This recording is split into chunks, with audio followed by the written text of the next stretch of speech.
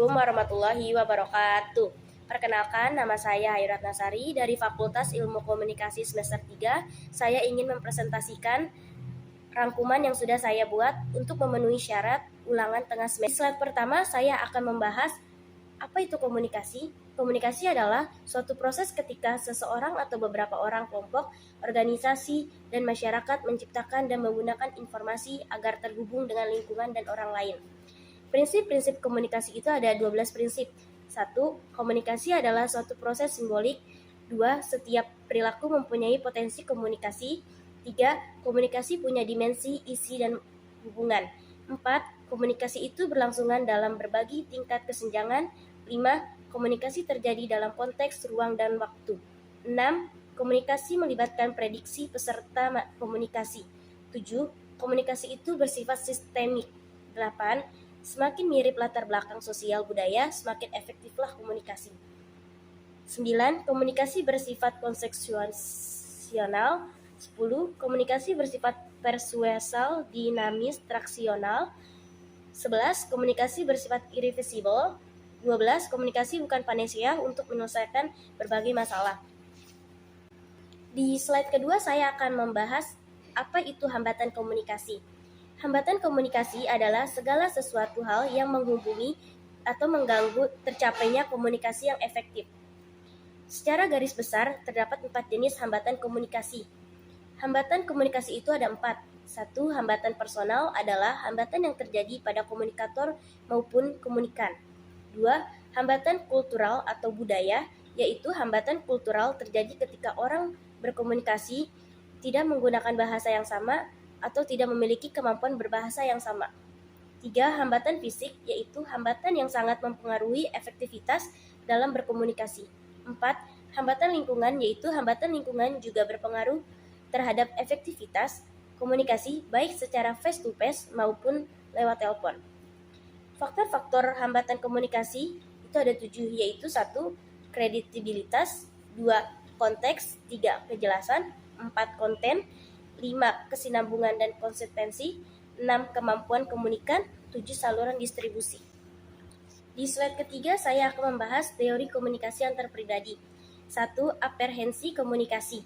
Menurut Morrison, communication apprehension merupakan kecenderungan untuk mengalami kecemasan dalam waktu yang relatif lama dalam berbagai situasi yang berbeda.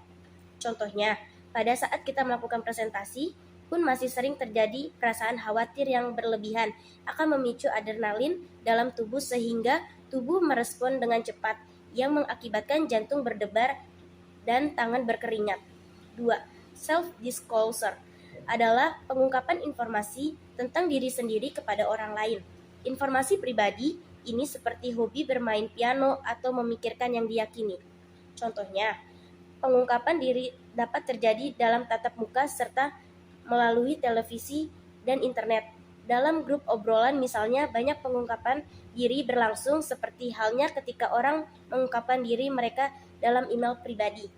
3. Penilaian sosial adalah proses penjelasan sosial seseorang untuk mengevaluasi suatu yang ada dianggap pantas atau salah bagi aktivitas dengan banyak hal yang menjadi perantara. Contohnya, terdapat penduduk baru di desa X yang berasal dari kota. Orang itu memiliki sifat individualis dan berkebalikan dari penduduk desa yang friendlies, sehingga akan muncul konteks yang bersifat memanas atau kontras yang bersifat mendingin. Selanjutnya di slide keempat saya akan membahas karakteristik komunikasi antar pribadi. Memahami komunikasi berasal dari bahasa Latin yang terdiri dari 2 kata, yaitu communius yang artinya kesamaan dan communicare yang berarti menyamakan atau sama.